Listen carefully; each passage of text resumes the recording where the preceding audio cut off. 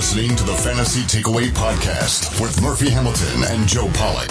Proud member of the Full-Time Fantasy Podcast Network. Subscribe, listen, take home the title. What's up, Takeaway Nation? Welcome in to our Week 2 review episode. Man, a lot happened. We've got a lot to get into. We have more yards to cover on this show than Dalvin Cook did this week, and that's quite a lot. So let's dive right into it. Joe, Jeff, you ready for some news and notes? Hit it. Let's do it. News and notes from across the NFL. All right, let's start out with the injuries. Normally we do our injury review, our injury roundup on Thursday's episode, but these are pretty big, so let's talk about them. First up, Big Ben has the elbow injury, played through a series with it, had to get out of the game, and now he's having surgery. His season is over. Wow. This could be the end for Big Ben. He had that whole press statement where he said that he's looking forward to coming back. He's going to do everything he can to make the team great. But we are less than a year removed from him talking about retiring. So this might be the beginning of a new era in Pittsburgh. Yeah, I think it's interesting that they also happened to trade for Minkah Fitzpatrick tonight. So they gave up their one next year for Minkah, when in my mind, I was thinking with Ben down, there's a possibility they would draft a quarterback in the first round. I mean, maybe they've decided that, Rudolph's the guy, and I'm really interested to see where they go from here. Or Ben has made promises that he's coming back next year. Yeah, if I'm an organization, I can't work on those promises. Yeah, I don't know. All right, and the other big one is Drew Brees injured his thumb. I believe it was Aaron Donald, correct, that hit him as he was throwing, tore a ligament in his thumb. thumb. Was just hand-to-hand contact. Yeah, so he's going to be out. It says 6 weeks. Am I right on that? Did I get that correct? Yeah, it's kind of up in the air. Yeah. Did he have surgery? I didn't see the report. I believe I saw that he was having surgery. He'd be out 6 weeks. I was listening to the Around the NFL podcast, and they talked about, like you said, it's kind of a soft window. It could be a little earlier. It could be a little later. The team was debating on putting him on IR, but they'd for sure want him back in 6 weeks if that's the target date. Yeah, I was reading something from the Pro Football Doc, and he said that surgery actually increases his chances of coming back sooner with that injury. So that's a good thing, I guess. It sucks losing a Hall of Fame quarterback for 6, maybe more weeks, but I can't wait till he comes back because that offense could truly be terrible. Well, and this injury just lets you know that Drew Brees cannot beat Aaron Donald in hand-to-hand combat. You're welcome. That was a terrible joke, Jeff. That's the worst. I'm sorry. Getting the show off on the wrong foot. Here we go. All right, well, with Drew Brees out for 6 weeks, this brings up a lot of questions. How do we feel about the players under both Big Ben and Drew Brees? So we've got players like Juju Smith-Schuster, Michael Thomas, Alvin Kamara, Connor. There's so many guys that have big fantasy relevance that right now look like absolute garbage on your team, losing their big name quarterbacks. Oh, we're not going to hear that drop anymore. I had to play it now because there's no way, right? There's no way that we have 2 running backs on that team that are going to be viable for fantasy. It looked like we might not even have one with what we saw out of Teddy Bridgewater this week. I mean, Alvin Kamara goes down. You can play that drop every week. Yeah, I don't know about that. He's been a pretty reliable player. He doesn't actually get that many touches. I think that Latavius might be dead until Brees comes back. Yeah, it's really a crapshoot with Bridgewater because we still don't know what we have in him. I mean, he looked okay in Minnesota, but then he had the knee thing, and he hasn't really looked good since then. Since he's been in New Orleans, he hasn't really looked that good. Not in the preseason, not in the regular season snaps he's had. I'm really concerned about that whole offense. I mean, Michael Thomas, he should be borderline quarterback proof because they're still going to funnel a lot of looks his way. But I am worried about Kamara, him getting enough of those passes and those targets in the right areas, especially in the red zone. I don't think Lat Murray is going to get the same target share and or carries. It's going to be really interesting to see where they go. Yeah, Bridgewater only completed 57% of his passes for 165 yards. Almost all of it was to Michael Thomas. So we might be okay with Michael Thomas. I'd like to see what we get out of Alvin Kamara after a week of practices, but essentially I think that any streaming value for guys like Traquan Smith, Ted Ginn, Latavius Murray, I think all those guys are dead until Brees comes back. Agreed. Yeah, that's a spot on assessment. What about with the Steelers? Juju, Connor, what are your outlooks on those guys? Man, I'm so hurt right now because I think Juju's value just got its kneecaps broken. I don't know if I trust Mason Rudolph enough to be the guy where he can put it on Juju where he needs to put it consistently throughout the game. I think the guy that sees a noticeable uptick is going to be James Washington, his college teammate. James Conner should still see some looks. I was surprised to see Benny Snell get in there and get a few touches, and he had a couple decent little runs. But that whole offense is going to be a little questionable for the next 2 weeks. We don't really know what to expect because we haven't seen this guy play in the regular season. And so I guess if it's me, you got to play your studs, but I might be stashing James Washington. Yeah, I love James Washington as an ad. I was going to talk about him as one of the lower owned players in our Tapping the Wire segment, but he's a guy that I would certainly add. If you have deeper benches, I wouldn't drop anybody that has real fantasy value already. But with the way that him and Mason Rudolph played together in the preseason, we could be seeing some really nice deep shots. He's a guy that can get over the top, and those are the kind of players that can make your week in one play. Didn't they play together in college, if I recall correctly? They did. Totally, at Oklahoma State. Yeah, so their chemistry is built in right there. Yep. All right, next up, defensive backs. Jeff, you kind of gave away the Minkah Fitzpatrick thing. It was breaking news as we were recording this, so I get your excitement. But let's talk about Jalen Ramsey for a second. He has demanded a trade from the Jags, and right now it's looking pretty likely. I've seen reports that it will happen by the end of the week. Any guesses where he goes? Any hopes? I think Seattle would be a really nice fit, personally. I'd love that for my defenses in fantasy. Yeah. I think that they're kind of missing something on the back end. And he's a guy that he's not a lockdown corner. He's been traveling with Jacksonville quite a bit to cover the number one receiver. And he's barely inside the top 100 in coverage snaps per reception and yards per coverage snap and yards after the catch. So he's a guy that's really been getting abused because of the guys that he's having to go cover. When you're in a division with DeAndre Hopkins, obviously that's going to happen from time to time. But it's one of those things where I think that if you put him more in a Richard Sherman type role where you give him bail opportunity on the outside and he's given less to deal with in terms of coverage on the field, he could be a really nice player. And Seattle's a great place for that. I think that someone's going to buy him purely on name brand value. Considering Minkah just went for a first, I would expect Jalen Ramsey to go for a late first or a second. He's going to be a guy where a good team's going to go trade for him. I wouldn't expect, Seattle, maybe. I could see that in that scheme where he's going to be more in a zone type situation. San Francisco runs the same defense. I want to say Atlanta. They run that kind of scheme, but I don't think they would go after him. I'm just looking at the contending teams, and I wonder if Jalen's going to be stuck in Jacksonville for 2 or 3 more weeks until this thing comes to fruition. If their price is a first-round pick like they're saying, I'm not a buyer. If I'm an NFL team, I would not pay that price for a player because we're getting a Darrelle Revis, a Aqib Talib, a Chris Harris kind of player, and you're really not getting that. You're getting a guy that's a tier or two down from those players. What about the Washington Redskins? They have the worst analytics department in football, if they even have one. But you put him over the top of the Amari Coopers of the world, and you shut down one half of the field because you've got him on a rookie contract while Josh Norman's deal is expiring. Sure. I imagine putting those two on the field together. Imagine that locker room. That'd be a total disaster in terms of personalities. But that's Bruce Allen. He's a disaster. So, it wouldn't shock me in the slightest. That would be just the buzzkill to end buzzkills, I think, for a lot of fantasy fans and a lot of football fans because Washington's been such a wasteland for so long for a lot of great players. That defense is actually pretty good, though. Player-wise, it would be a really nice fit. Yeah, I think he would fit, but I just wonder, are they good enough on offense or are they going to be good enough consistently from a coaching standpoint to make that team be anything respectable? And you still have the Eagles and the Cowboys who are pretty dang good in their own right. And, if Daniel Jones ends up becoming a thing for the Giants at some point later this year, maybe the Giants become respectable. It could be a really interesting division. And that, ladies and gentlemen, is what we call a segue. Next bit of news is Pat Shurmur has refused to name a week 3 starter. So Daniel Jones time could happen sooner than we expected. I don't see it happening this week, but they're definitely opening the door for it.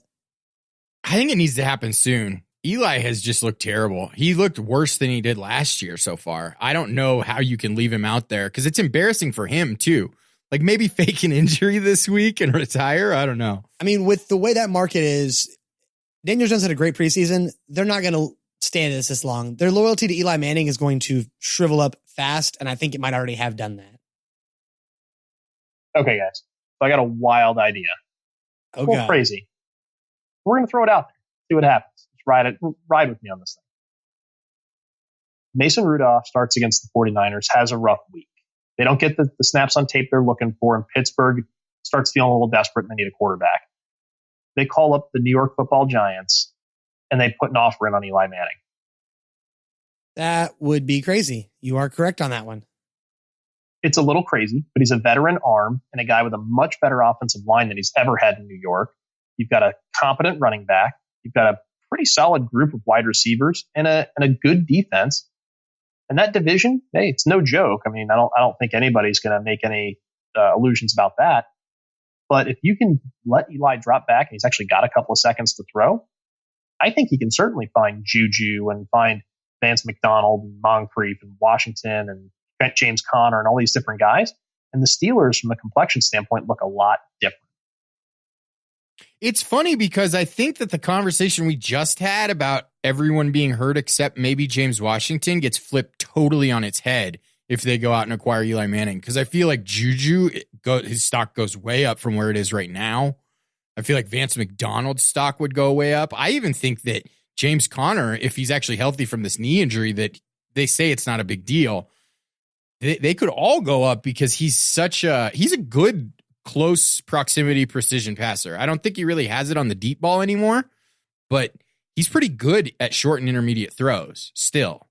Oh, absolutely. And there's enough weapons in Pittsburgh where you can spread a defense out enough horizontally that it's not like what they had in New York where they can go ahead and stick a couple bodies and bracket Odell and they can throw a safety over the top of Ingram and suddenly you've taken away all the real targets there. In Pittsburgh, there's enough speed and enough guys that can do enough things. Ryan Switzer's a really underrated part of that offense. And I think Eli would really blend well there. It's not a sexy ad. It would get a lot of headlines. But I think your Steeler fans would be really divided as to whether or not they feel like that's a good move or not. I think they'd get a lot of boos. Yeah, you forgot the one other thing they have in Pittsburgh that would fit for Eli. They have the terrible towels. We can cover Eli Manning's Eli face when he throws that third pick in a game. So perfect landing spot. No more Eli face. All right, guys. The last two bits of news I got here are kind of quick hits. The first thing, despite rumors that we would hear from Adam Vinatieri on Monday, I don't know if you both saw that report where he told a reporter, "I'll see you tomorrow." The reporter responded, "We don't see you on Monday." And he's like, "You will see me." Apparently he talked with the team and he will continue to kick for the Colts. They were speculating retirement was coming. I'm actually pretty glad it's not. I want to keep seeing Adam Vinatieri. I just hope he gets out of this funk he's in. Yeah, he definitely needs to get out of the funk. It doesn't look physical for the most part. Like, it looks like he's in his head. Yeah, and I bet Frank Reich just convinced him to hang around for a few more weeks while they probably try out some other kickers. I bet they quietly host some tryouts and probably get a few guys in there. If he gets through the season, I think that would be a surprise. With how he's played so far, certainly. Yeah, and he doesn't want to play that way. And I think that if he was already thinking about retirement, he'd already made up his mind at that point, basically. Then he's already mentally checked out. And it's probably time to go get your guy because you don't want the guy mentally checked out kicking that ball in week 13, week 14, week 15. Even with Brissett, they're a pretty decent football team. They're not great, but they're going to win some games. Absolutely. Might sneak into a wild card. Maybe. Yeah, I can see that. Especially with the barrage of injuries. A lot of teams are getting pretty beat up right now. The AFC might be more wide open than we realize. Except for the Patriots.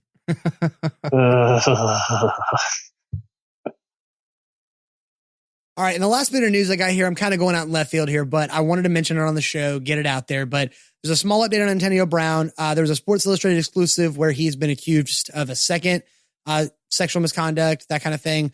That's kind of more on his roller coaster. I don't want to get into that. But the NFL is going to be interviewing Hollywood Brown, his cousin, because he might have been present during the second time. So just kind of something to keep an eye on with the NFL and the way they suspend players for conduct policy. It's just something you could see if it swings the wrong way, especially with how Antonio Brown's been acting. He just kind of is a black hole pulling things in to his orbit. Just keep an eye on it. I would hate for owners of Hollywood Brown who are so excited for his rookie season to see him get suspended for a few games just for being in the same room or in the same household as Antonio Brown. But that's how it could go. You know what I mean? It's definitely possible. And Marquise Brown played 51 snaps this week. So we're not really seeing that 14 snap craziness that we saw in week one. He's really turning into a legitimate fantasy option. Yeah, and he ran a bunch of different route types too. He was all over the field. I think, he showed us quite a bit last week against a more competent defense. It actually gives me a lot of confidence in Lamar Jackson, not just the runner, but also the passer, because now he's got a legitimate game breaker at wide receiver. Last I heard, they're interviewing him because he was there, but he's not necessarily a person of interest in terms of somebody who could be suspended at this point. They're more worried about just what actually transpired. And the second incident is already being denied by AB's camp. So, of course it is. Yeah, I just feel like if there was another second real incident, they were probably already negotiating something like they were on this one. Like, it seems weird that, how these things tend to pile up all of a sudden. It's like you get one legitimate charge comes out and then 5 or 6 others are like, oh, me too. That always happens. And then usually most of them are just extortionists. Well, let's get off that topic. That's not something for a fantasy football show. Let's get out of news and notes. Let's move into our cheap date review. All right, guys, I wasn't here for last week's, so this is mainly on you two. Let's see how y'all did. Joe, for quarterbacks, you had Josh Allen, scored 22.2 points. I almost lost him this week, and that person took your advice from this show, so damn you. And Jeff, you had Gardner Minshew, play the drop. I know that this drop was built to torture me, so I'm taking ownership of it right now. Hey, I have a share of him. I picked him up in one of our dynasty leagues because I had Andrew Luck still on my bench. I hadn't decided who I wanted to drop him for, and I went and took it out. So, play the drop all day. It doesn't faze me anymore. Oh, he's on board now. Yeah, I know. Well, he only picked him up because of that Saturday Night Fever outfit he was wearing getting off the plane. I mean, how could you not, though? Like, I adjusted my rankings because of that outfit. I mean, I grew a mustache. Are you going to start stretching in your jock strap 4 games? I mean, I might. I mean, I'm not going to tell you what I do when I'm not on the show, but I'm just saying that's in the realm of possibility. All right, so Joe won that matchup with the 22.2 points. Joe, you were talking about looking at this from a DFS standpoint. How did y'all do on that one? Because as most of our listeners know, it just became legal to do DFS in Alabama, so I'm still kind of on the learning curve here. So explain it to me. It was pretty close. So basically, you want to get, for tournaments, you want to get 4x out of your players, and for cash games, you want to get at least like 2.5x. And basically what that means is you take the salary, you multiply it by 4, and you divide by 1,000, right? Gotcha. So say with Josh Allen, he's at 5,300. We just essentially drop off the zeros and move the decimal point over 1. So we've got 5.3. Multiply that by 4. We've got 21.2 points. So at 21.2 points, he would have gotten 4x. We got a little bit more than that. So we did good. Essentially, this was a good play. You'd like to get more than that, but this is enough if your studs hit. All right, on to running backs. Jeff, you had Josh Jacobs, a respectable 9.9 points. And Joe, you had Chris Thompson at 10.1, squeaking out the running back win, Joe. Yeah, both of us were a little underwhelming here. Like, you'd like to get more out of your players on these ones. 9.9, 10.1 isn't going to totally crap your week in cash, but you're probably not hitting the cash in a tournament with these numbers. Yeah, I ran with Jacobs on 2 lineups, and he was actually my weak link both times, and it stung quite a bit. Yeah, I cashed in one where I had Chris Thompson, but he was my lowest performing player on that team. Thanks, New England Patriots defense. Don't bring them up, man. I lost them in a heartbreaker. If they hadn't scored 42 points in the league that I'm in, and I've seen them score everywhere from 37 to 50 points. If they hadn't had that week, it would have actually been a competitive game, but I just got mollywopped. And it's so depressing.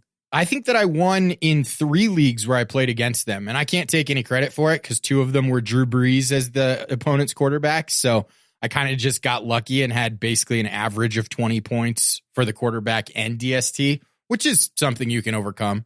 If the average is 40 points, you're screwed. I keep having like a little nightmare daydream here that Jalen Ramsey's going to get traded to the Patriots for like a 2046 4th round pick. No, it's just terrifying. No, Jeff, don't even put that out there. Don't even put it out there. All right, moving on from that horror to the wide receivers. Joe, you had James Washington, 4.3 points this week. And Jeff, you had Boykin, 2.1. Neither of you did that great on wide receivers. No, we didn't do very well. And I think that the James Washington thing is probably slightly because of the game plan changing midstream with a backup quarterback coming in the game. But I think both of these guys, based on their routes run and snap counts, are guys that you can kind of throw out there as flyers going forward every now and then. I wouldn't put them in any redraft lineups, but in a DFS tournament, they might be pretty good lowly on contrarian plays. Yeah, and a lot of times that's where I take a guy like Boykin. Now, I really was feeling like he would be the one doing some of those in-breaking routes, and we'd see him doing a little bit more than he had the previous week. But that ended up being Marquise Brown, and he's really establishing himself as kind of the alpha there. And if they can really start slinging it around, maybe Boykin gets a little bit more of that slop work when they start putting 2 and 3 guys over Boykin. Over Brown, they're definitely going to have to. Over Brown, yeah. Because he was really good. In week 1, we saw him play 14 snaps. They were basically all 9s and posts. We didn't see anything else. This week, we saw him play, 51 snaps or something like that, and he was running every route on the tree. I've never seen a sub 200 pound to the point that he is alpha wide receiver on a team, but it looks like he might be the outlier. Yeah, he looks like he's going to be everything Deshaun Jackson was supposed to be when he was drafted. Yep. All right, and finally, tight ends. Jeff, you had Darren Waller, 12.3 points, and Joe, you had Vernon Davis, 5.9. Jeff won that one. Yeah, that was my big win for the week. Not everybody got to see that, but I had my arms in the air in victory. But yeah, I mean, Darren Waller, I mean, that's a guy where you're going to be able to play him more weeks than not. It doesn't matter what your league type is. He's going to end up being a top 12 tight end, I think, before it's over. The Raiders are just funneling looks his way, especially now that it's basically him and Tyrell Williams. I think they should give him more work. Oh, yeah. I think that they underutilized him. I think they underutilized both Josh Jacobs and Darren Waller in that game because they were effective when they were getting the ball. Yeah, the Chiefs did a nice job, though, of starting to bottle up some of the plays that they had devised for Waller and for Jacobs. And that whole second half was a defensive struggle. There was 0 points scored in the second half of that ball game. And Tyrell Williams was limited too. He went out for a little bit with an injury, and then he wasn't really the same player when he came back. That's definitely going to be something to keep an eye on in the practice reports this week, because I don't think that those two players, Jacobs and Waller, can be the same guys if Tyrell Williams isn't taking the top off like he can. Yeah, I think that's fair. Although there was a couple of plays where I noticed where they drew them up specific to Waller. There was like a couple little like weird tight end screen type jobs and little plays like that where they were meant specifically for him to get into space and go make a play. So I wouldn't be shocked if they figured out a way to use him, even if Williams isn't in the lineup, the way the Giants did with like Evan Ingram when Odell Beckham went down. Sure. All right, so your final scores. Joe, you had 42.52 points on the week. Jeff, 40.42. Joe squeaks out the victory. Suck it, Trebek. Yes. I'll get you next week, buddy. Oh, let's see. Bring it. I'm excited I'm going to be for back that. in next week. I'm taking both you down. Okay, we got to go DFS style. I'd really like to do it with the how many X we got on all of our players next week, too, if we have a little more time. I think we can integrate that. I mean, like I said, I'm on a learning curve at DFS, so I'm going to reach out to the Fantasy Takeaways DFS guy, Brad Moore, and get some help. I think that we should also kind of use it as an opportunity to teach you on the show about some things to look at, just because I think there's a lot of people out there that aren't really familiar with how to play DFS, and they're just going out and they have to throw players in their lineup and they don't really know what they're doing. So we can talk that through on the show, and I think it would be really valuable for a lot of people. I am down. All right, well, that will do it for our cheat date review. Instead of booth reviews this week, we're going to switch in a different segment. We're going to sound the alarm. We're going to talk about players who we might be worried about a little bit, seeing if we want to hit the panic button in week 2. Joe, you got a drop for me? Sound the alarm. All right, first up, and this guy's on a few of my fantasy rosters, so I'm very interested on your opinion, Jeff and Joe. Mike Evans. Are we sounding the alarm on Mike Evans? I am a little bit. I don't think that he's a guy that I'm, oh my God, sell him. Definitely don't ever think about cutting Mike Evans. I think that we're going to see the production be a little closer between him and Godwin, but Godwin's ability to run precision routes and get yards after the catch is certainly hurting Mike Evans, because Jameis Winston is being told not to take those crazy chances that he's taken his whole career that have gotten him in so much trouble. It was really obvious that they weren't even calling the kinds of plays that he would have the opportunity to make those crazy decisions on. And that's hurting Mike Evans a lot. So unless we see some significant progression in terms of development out of Jameis Winston under Bruce Arians, it's something you've got to be pretty worried about at this point. Yeah, and now make no mistake, Mike Evans is still a great player. He's struggling right now, and the offense is really kind of going through Chris Godwin. And it's going to turn into a situation where defenses are going to have to pick their poison. And so if you say, hey, look, we're going to take away Godwin, and you're going to leave Evans basically in man or in single coverage type situations, you're going to have those spike weeks where Evans is going to go bonkers, or it might even shift mid-game. So you have to continue to start him for right now. You do need to be paying attention. And if you get a great trade offer, maybe you take it. But this offense is going to continue to go through Godwin because Bruce Arians has always relied on a slot receiver. His best receivers have always been the slot guy. And that's really where Godwin's going to live. He plays inside and outside, but he's the guy when they're looking at those in-breaking routes and they're trying to get something after the catch.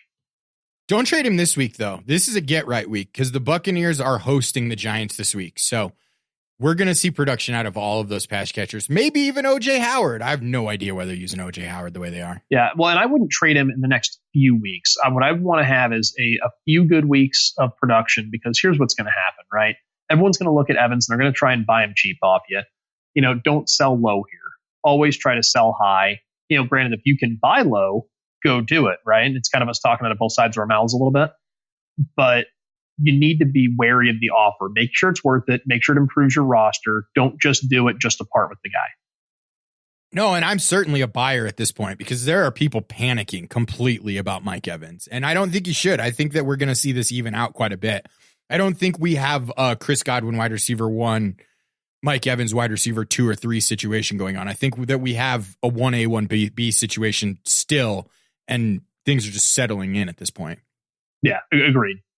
All right, our next guy is Cam Newton. Guys, I'm going to sum this up for you. He did. He did.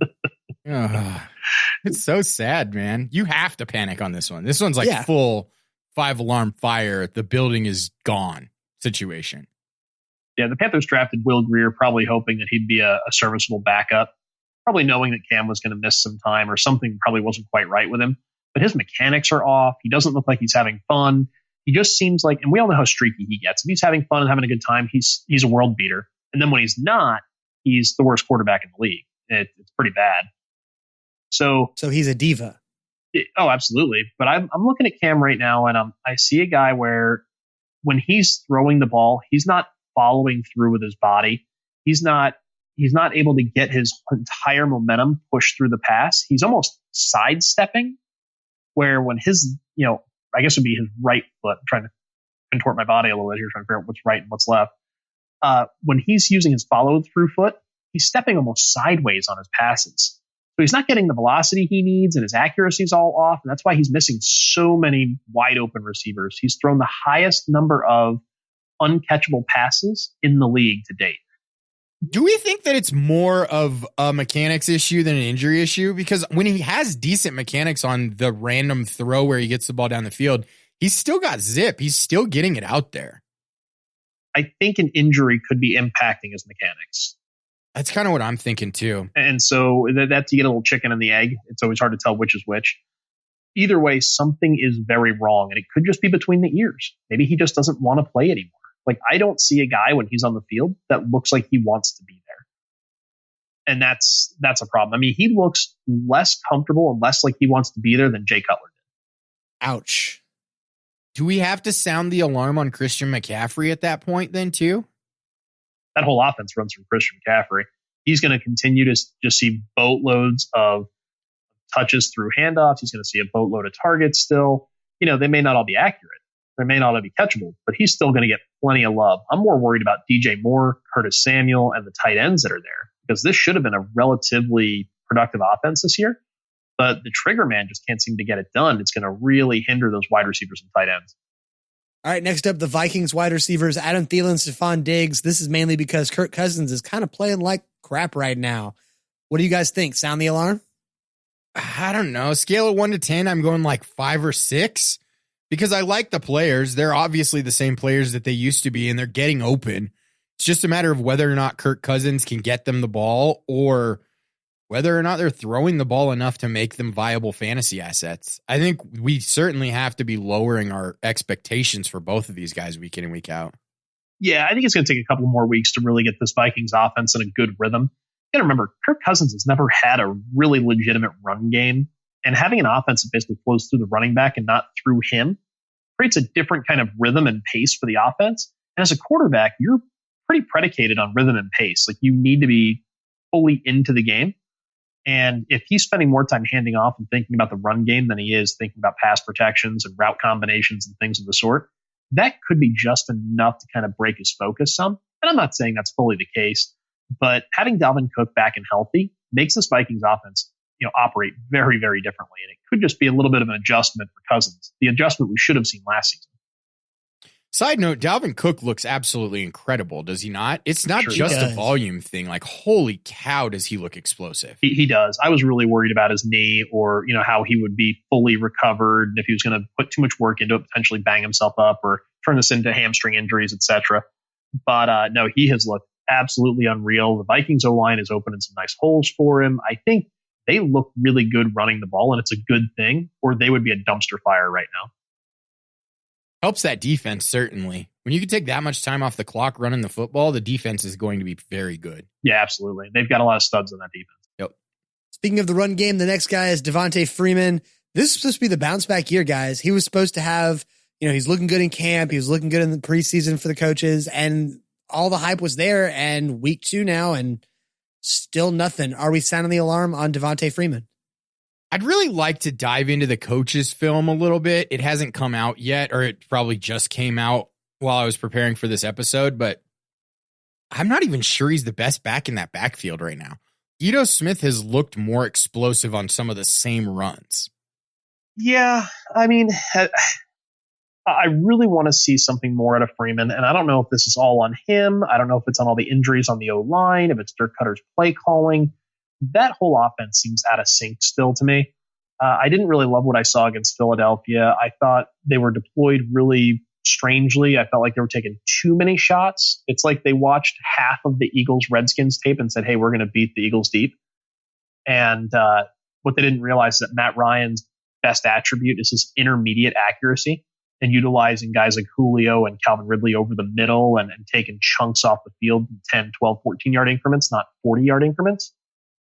And I think that is actually, we talked about rhythm with the Vikings. It's got the Falcons are a little out of rhythm because that play calling is all out of whack compared to what they've done the last few years. Looks a lot like Tampa Bay last year, doesn't it? Yeah, and here's the thing. They didn't run the ball particularly well, and those running backs didn't look very good either. So I'm starting to wonder if this whole Dirk Cutter coming back to be the OC again is that good of a thing. I think he's trying to prove what he was doing down in Tampa might have been working, and it wasn't, and maybe he needs to go. All right, and finally, George Kittle. Are we setting the alarm on George Kittle? I have a couple ownerships of him, and honestly, this week was scary for me. I think I'm more sounding the alarm on Jimmy Garoppolo because, his stats were padded pretty nicely in that game, but he did not play well. Yeah, and I don't think Jimmy's quite there yet. He still doesn't seem like a finished product to me. And I know, he'd been a backup for a long time, he's been hurt, he's got all these different things going on, but he needs to figure it out this year. And when you've got a weapon like George Kittle, you've got to figure out a way to get him the ball regularly. He only put up 10 points in a PPR this week. And when you're talking about putting 41 on the board, if that guy's not getting any love in the passing game with the total lack of wide receivers the 49ers have, you've got some kind of problem in your read progressions. I mean, it could be in the scheme too. Shanahan hasn't really seemed like he's been all there this year. Yeah, and it's only week 2. I like to really get through 3 to 4 weeks before I make those kind of determinations typically. They don't look that out of rhythm. They look, a lot of what we're seeing right now is the different, hey, I'm running 3 or 4 running backs out there. I want to get the running backs involved in the pass game, the run game, use check is the pivot point of the whole offense still in a lot of ways. You can tell what's going on by the direction use check's either running or blocking. And, a lot of those same concepts are in play. It's just all different players. Last year we didn't see Garoppolo. Last year we had Kittle, but we had Mullins throwing to him. Last year it was Jeff Wilson was the only running back we had. There's a lot of other elements at play. And by the time we get through week, week 3, week 4, we can start to really say, okay, well, this is the trend. This is what they're doing. And this is how it's going to play out the rest of the year. Hold, start, manage Kittle related stress. That's basically what we're saying here. Yeah, Kittle's going to be fine. He'll probably come back next week and throw down 25, and it's going to be no big deal. And you'll forget that this 10-point week ever happened. Yep. All right, that'll do it for Sound the Alarm. Let's dive into our new segment, The Takeaway. We're going to give you our big takeaways from the weekend. So let's dive in. The Takeaway. All right, first up, Jeff, I want to go to you. What is your takeaway from the weekend? A lot of injuries. I think the entire league, from a fantasy standpoint, has just kind of changed. There's a lot of usable players in places like New Orleans and Pittsburgh that suddenly became question marks. And, and I try not to panic, after week 1, week 2, I start really developing a plan for the rest of my year in weeks 3 and 4. And, seeing Big Ben go away, seeing Brees gone for 6 weeks, we got Darnold's gone for basically, 4 to 6 weeks with this mono stuff. I mean, there's a lot of quarterback issues. Foles going down. I mean, I don't think we've seen this many starting quarterbacks go down in a while. And it's pretty unnerving when you think about all the position players they impact. Joe, what about you? What is your biggest takeaway from the weekend? My biggest takeaway is actually based on a lot of the narratives that I'm seeing around Twitter, around our group, and around fantasy sports advice and analysis. Go buy Aaron Rodgers. People are absolutely panicking on Aaron Rodgers, and he had 2 really tough matchups to start the year. He played pretty darn well in week 2. And he's still a guy, like in week 1, he looked bad. He looked awful. But in week 2, he was completing a lot of the passes that he wasn't completing in week 1. It seems like he's getting in somewhat of a rhythm with that Matt LaFleur offense. I think that their scripted plays at very least went really well in week 2. So I think this is a situation where we're going to see Aaron Rodgers dial it in as the season goes on and just continue to get better and better. So if you can go out there and get him for a player on your bench, if your quarterback is struggling or has gone down, do it and do it now. All right, I'm going to cheat here. I have a couple. I'm going to pose them as questions to you guys. First up, is the Tampa Bay defense going to be streamable this season? Yes. They are looking pretty good. Like after 2 weeks, I'm actually very impressed at the difference in this defense from last year to this year. It really goes to show you what the coordination can matter, because it's in a different defense personnel wise, but it's not appreciably different. They still have a lot of question marks on that team, and it looks like they're doing a lot to scheme themselves into good situations. Yeah, they might be streamable, but it's going to be a pretty low-end streaming option. I think it really depends on who else is there for me. I'm not going out of my way to grab Tampa Bay, and I don't look at their schedule and see a matchup or 3 that I'm like, that's what I need. Again, they're schemed up. They look a lot better, but I don't think they're not somebody I'm getting excited about picking up. All right. The second thing I have is, are you guys ready for week 4 when we see the 3-0 Bills and the 3-0 Patriots in a matchup? Because that's going to be hilarious. No, I'm not, because the Patriots are going to beat everyone this year and go 16-0 and piss everybody off again. As long as they lose to the Giants in the Super Bowl again, or somebody. Daniel Jones leads the Giants past the Patriots in the Super Bowl. You cannot write that. You can't write that any better. You mean to tell me Eli's clone beats the Patriots to end a second undefeated season? You could also get your crazy theory, Jeff, if Eli went to the Steelers and beat the Patriots in the AFC Championship game. I think, Murph, that sounds daggers. Nice. We need to get some Dave Damashek NFL like future tripping. That's what we need. We need that in an NFL video. I don't know if you guys have seen those, but they're pretty funny. Back to the Buccaneers streaming situation. Mm-hmm. If there is a nice little stretch there towards the end of the season, right at the beginning of December, where they play the Jaguars, the Colts, and the Lions. I could see if they start to emerge as a defense that really can create turnovers and get sacks, those being pretty decent matchups for a streaming defense. Yeah, if Minshew keeps playing well, I don't know if I want to play them against Jacksonville because they've got a lot of speed. You got me. Detroit, okay, I can see you playing them against Detroit because they still look pretty much a mess. Indianapolis, I like Jacoby Brissett. I like what he's doing. That's still an offense that can put up some points. I don't know if I love him in that matchup. And again, it all depends on where are these games being played. what does the war of attrition look like, right? I mean, do we lose a few more quarterbacks next week? Like, this has been a really crazy year. So, I mean, anything can happen. But, I mean, if 3 of those teams are missing quarterbacks by December, then, yeah, Tampa Bay could be a real legitimate streaming defense by that point. All right. And my final thing is, in a world where Pat Mahomes puts up 1,000,000 points and 1,000,000 yards on every single team he's going to come up against, how about the Oakland Raiders can hang their hats on the fact that they broke Pat Mahomes' career streak of scoring in the first quarter? That was a fun little stat from the weekend. And you know what? For all the teams that are going to get mollywopped by the Chiefs, at least hang your hat on that one.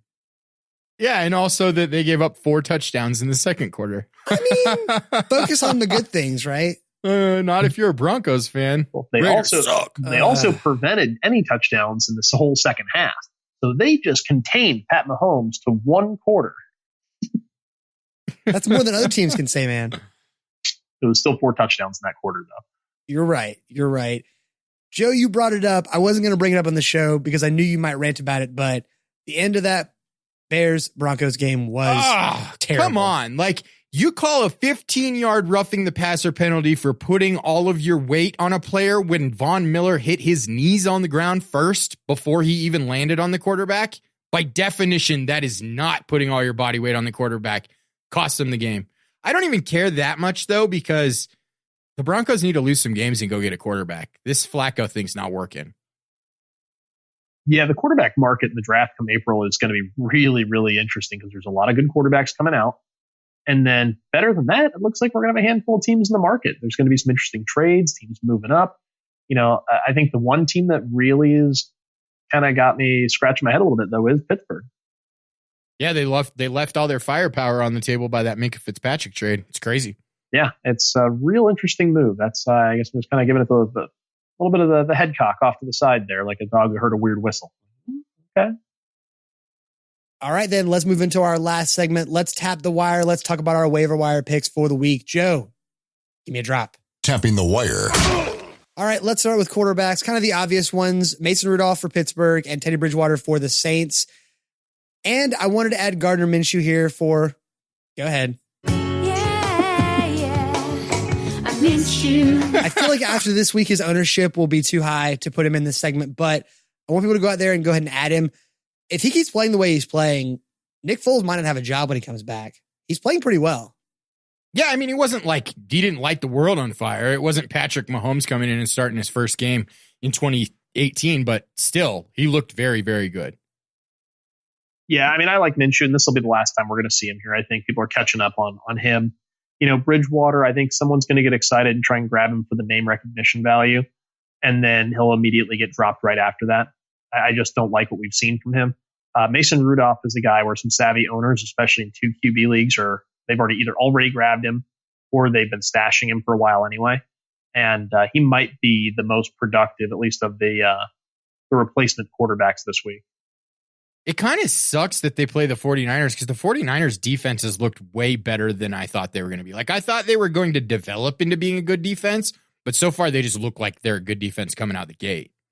Well, yeah, I mean, and anytime you can get after the quarterback, you're going to be a pretty good defense. And you have a guy like Richard Sherman on the back half who can kind of manage things. You know, they still need a linebacker, you know, a legit guy in the middle. You know, they don't have that Pat Willis or that kind of guy where they can really just lean on him to manage the whole middle of the field. So that one player is still missing, but having Bosa and Ford and Buckner up front, like that's a nasty threesome. And then Armstead's no slouch either. So, you know, Pittsburgh's O-line, though, is pretty solid. It'll be a really interesting matchup. And I think if nothing else, there's going to be a little bit of volume there because they'll probably take it easy on some of the backs. This is an absolutely awful week for streaming quarterbacks. Like the Bengals play the Bills, so Andy Dalton is a little iffy. We've got Stafford going up against the Eagles. That front seven has looked dominant at times. The Jets, you probably don't want to play any third string quarterback, especially against the Patriots. Derek Carr's going up against the Vikings. Jacoby Brissett, like maybe against the Falcons. You might think about that one. Even like we're looking at the Steelers with Mason Rudolph against the 49ers. That's super tough. The Seahawks play Teddy Bridgewater and the Saints. What the heck am I going to do in the league where I have to replace Big Ben? You're going to pray. Oof. I think it's Mason Rudolph and Prey, right? I mean, if you've already lost your shot at a guy like Minshew, then yeah, that's what I would do. Or I'm doing the unthinkable, trading for a quarterback. I have actually thought about trading for a quarterback. I think that this is one of those weird weeks where if you're in a league where not a whole lot of people have carried 2 quarterbacks and there's 15 guys out there on the waiver wire, spend a little bit of your fab to get the guy you want because it's a terrible week for streaming and there's going to be competition in the market. I would be having preliminary trade talks while I'm putting in that claim. Because if you can get a quarterback at a price that you can swallow, as opposed to giving up a huge chunk of your fab this early in the season on a quarterback, no less, it might make sense to make the deal. And again, this all comes down to your roster construction, your league layout, and what quarterback you're about to spend, 20% of your fab on potentially? Because there's going to be more than one guy looking for quarterbacks this week with Brees down and Roethlisberger down. So somebody's going to be bidding up. Do you really think that you're going to play Gardner Minshew if you're streaming quarterback against the Titans?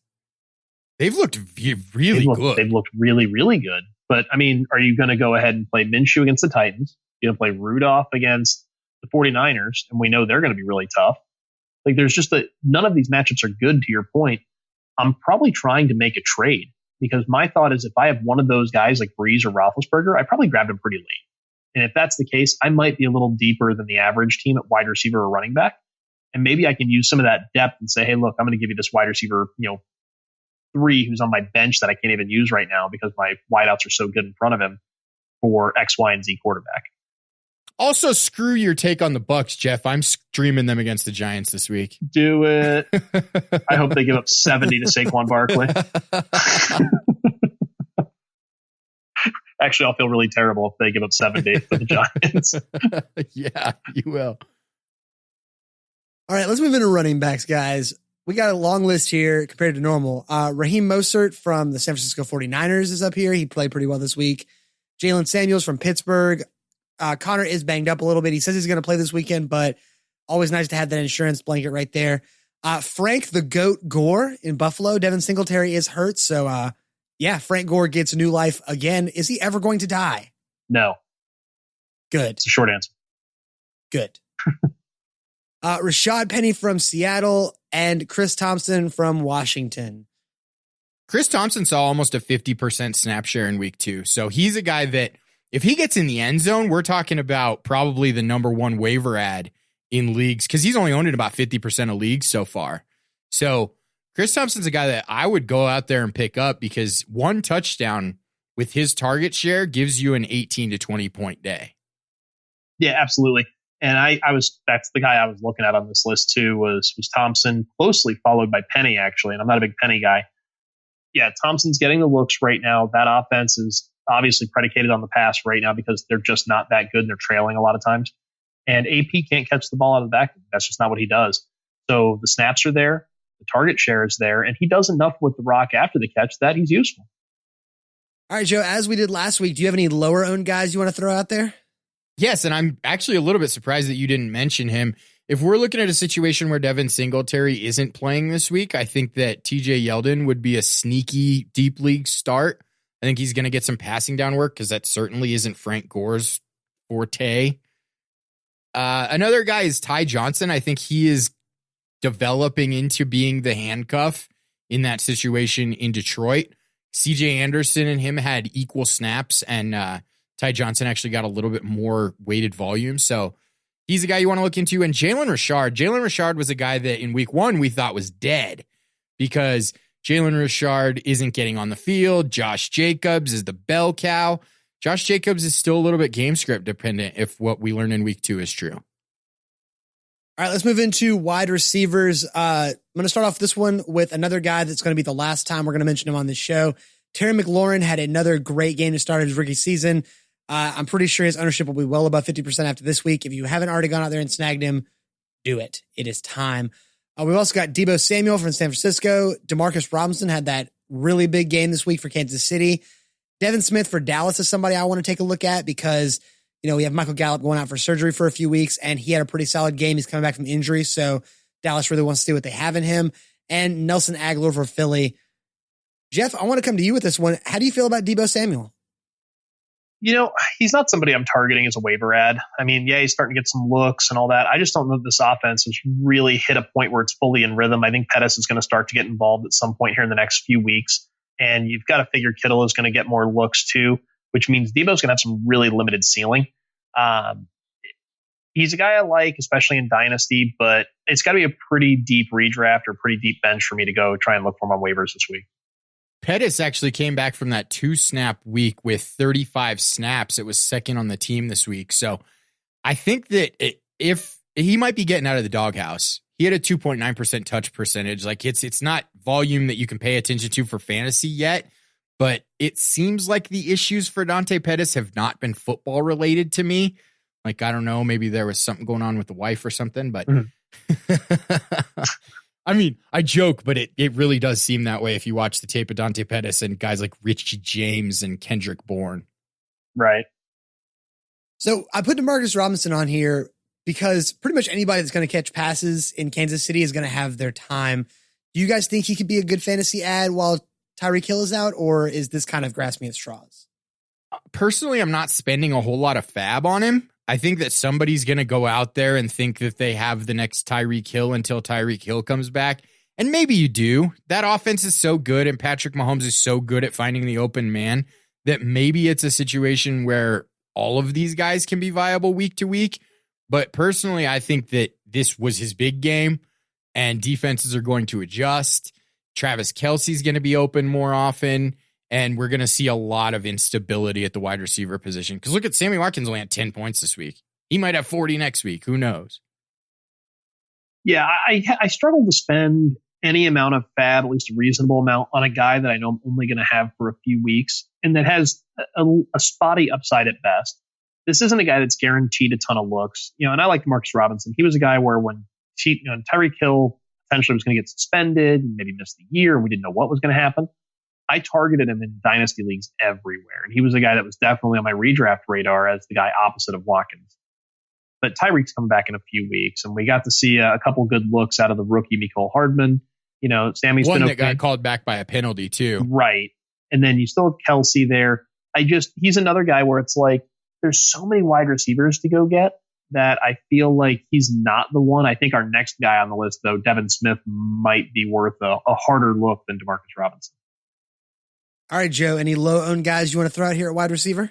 Well, I did have Devin Smith on that list because he absolutely came out of nowhere. And with Gallup going down, I think that he's a guy that if you could get him cheap, I'm not going out there and spending 20% of my budget on him by any means, but I would throw a few bucks at him just to see what happens because like Randall Cobb has looked kind of inconsistent in the way that he's played.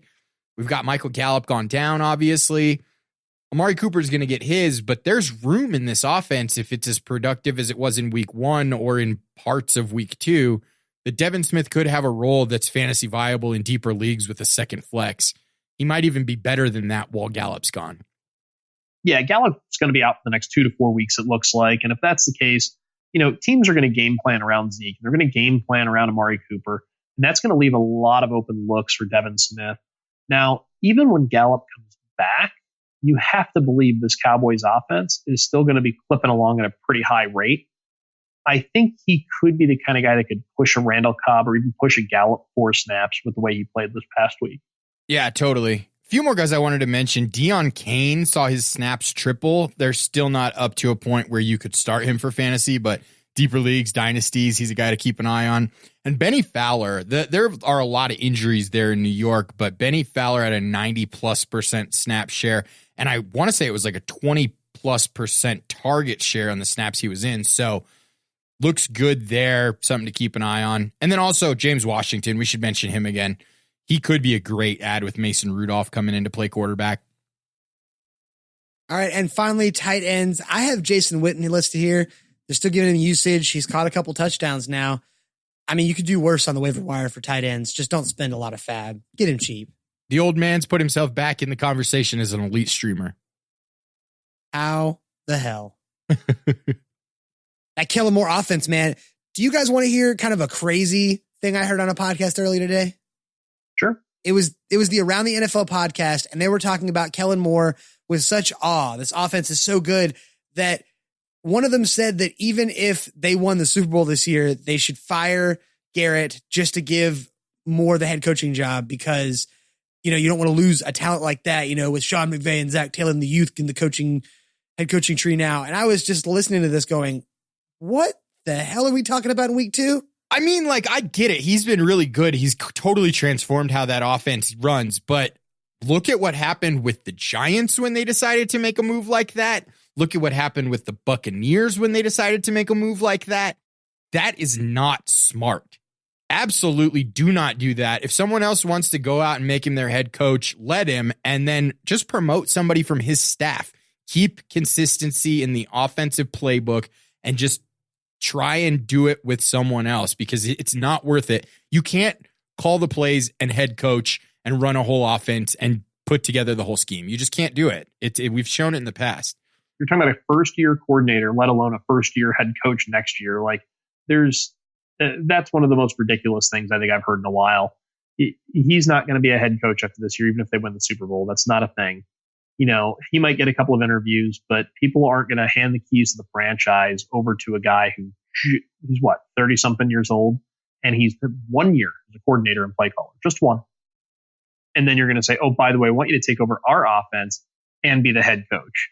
He doesn't have anybody to pull from. He doesn't have a network of coaches yet that he's going to pull in and build a great staff. Any team that does that is outside of their mind and is prepping everybody in the building for failure. Matt LaFleur and Zach Taylor. Zach Taylor's had a decent start as an offensive guy, but those are guys that basically fall into this category and it hasn't gone well. They both had a chance to smell Sean McVay's hair. Sure. And it didn't really help that much in Matt LaFleur's case. He still doesn't look like he knows what he's doing. Did you see Aaron Rodgers screaming at him on the sideline this week? Yeah. That's going to be a really interesting. And we talked about that in the offseason. That he's a guy that I really didn't think was really ready for a head coaching job. And he got it just because he has he had the relationship with Sean McVay. It's basically, if you've had a chance to be within touching distance of Sean McVay, you've got a head coaching job. And that's how this offseason went. And that's been the running joke only because it's true. It's so stupid, too. Can any of those guys name a play if you give them the time on the clock from 5 years ago and tell you the outcome? I'm going to go with no. No, absolutely not. Nobody can do that. Sean McVay is special, and the guys that work for him probably aren't. Right. Yeah. Again, I just want to bring that up because it was a funny, just what the hell moment listening to another podcast. And relevant one at that. The NFL's official podcast was talking about Cowboys winning the Super Bowl and firing Jason Garrett. And it was mind blowing. The weird stuff we talk about for fantasy football shows. Murph, now all you've done is just upset Joe and I. We're both just flaming angry at this entire concept of the Cowboys firing Jason Garrett for winning a Super Bowl. Good. I'm glad. Bring that rage onto the show, Jeff. I got a lower owned tight end that I want to talk about before we go. Let's do it. Noah Fant, 6th in routes run so far. I'm not going to throw him in my starting lineup, but especially if you're in a situation where you're in a tight end premium league and he's out there because he's disappointed guys, he's in the same category with upper echelon tight ends in terms of routes run. He's run more than TJ Hawkinson. He's really been out there. And if that offense can start to click even a little bit, I think they played two pretty good defenses to start the year. The Raiders maybe not as much as the Bears, but I think we could see a mini breakout from him coming in the next few weeks. I mean, he's got the skill set for it.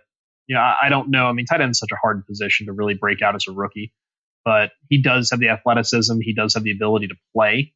I just hope we get to see a little bit of it this year.